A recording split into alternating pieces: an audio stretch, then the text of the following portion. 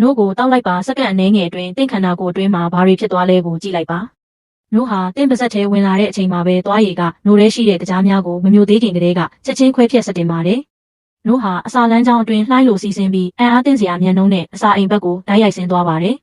နို့ဟာအစာအိမ်ထဲရောက်တာနဲ့အဆစ်များနဲ့အင်ဇိုင်းများကနို့ထဲရှိတဲ့ပရိုတိန်းများနဲ့တုံ့ပြန်ပြီးအရေးကြီးတဲ့ဓာတုပြောင်းလဲမှုကိုစတင်စေပါတယ်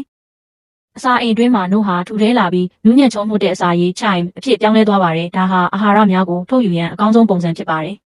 ကယ်လ်ဆီယမ်ဗီတာမင်ကျန်းမာသောအဆီများနဲ့ပရိုတိန်းတို့ဟာအစာရည်ထဲမှထွက်လာပြီးခန္ဓာကိုယ်ကစုပ်ယူဖို့အဆင်သင့်ဖြစ်လာပါတယ်ဒီအာဟာရပြေဝတဲ့အရည်ဟာဥသေးထဲသို့ဝင်ရောက်ပြီးအတွင်းရှိဗီလလေးများကအာဟာရများကိုမြန်မြန်စုပ်ယူကာသွေးကြောထဲသို့ပို့ပေးပါတယ်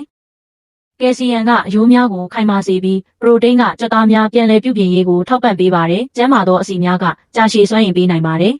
အကြားများနဲ့အာဟာရများကအုံနောက်ဆဲများကိုအားဖြည့်ပေးပြီးအာယုံဆိုင်မှုစိတ်ခံစားမှုနဲ့စိတ်တက်ကြွမှုတို့ကိုတိုးတက်စေပါတယ်နို့တစ်ချိုင်တိုင်းဟာတင့်ခန္ဓာကိုယ်တစ်ခုလုံးအတွက်အာဟာရပြည့်ဝတဲ့စွမ်းအားတစ်ခုဖြစ်လာပါတယ်တင်ထင်ထားတာထက်ပိုမိုတန်ဖိုးရှိပါတယ်